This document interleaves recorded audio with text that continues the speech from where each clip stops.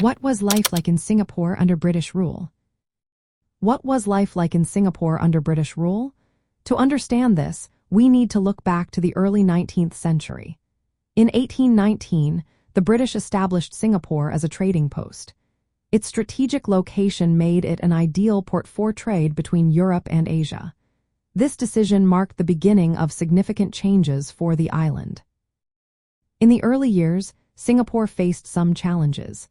The Dutch were not pleased with British influence in the region. However, the Anglo-Dutch Treaty of 1820 helped solidify British control. This treaty defined Singapore as part of the British sphere of influence.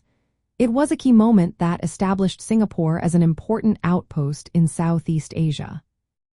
By 1826, Singapore was combined with Penang and Malacca to form the Straits Settlements.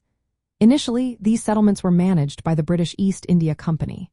Later, in 1830, they became part of the Bengal Presidency in British India. During this time, Singapore grew rapidly and became the capital of the Straits Settlements.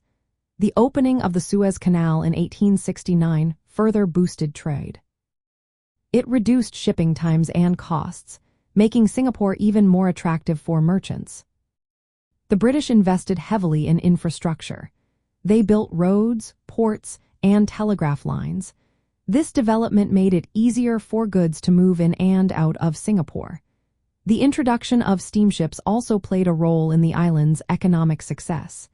The expansion of the Chinese market contributed to this growth as well. Socially and culturally, life in Singapore changed significantly under British rule. The British introduced Western education systems, leading to the establishment of schools and universities. This created a more educated population, which helped fuel economic growth.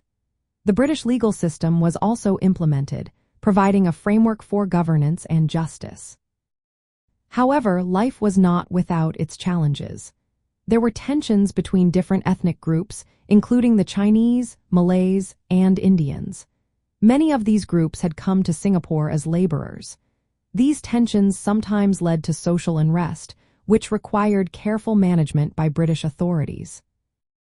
In 1946, Singapore became a separate British Crown colony.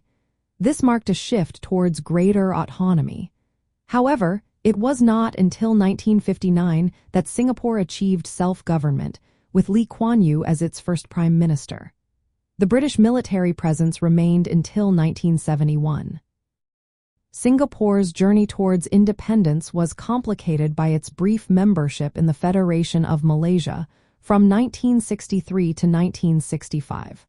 After that, it became an independent republic. From a European history perspective, Singapore under British rule is a classic example of colonial expansion. The British established a successful trading hub, bringing modern infrastructure, legal systems, and education. While this period saw economic growth, it also involved complex social dynamics and movements toward independence.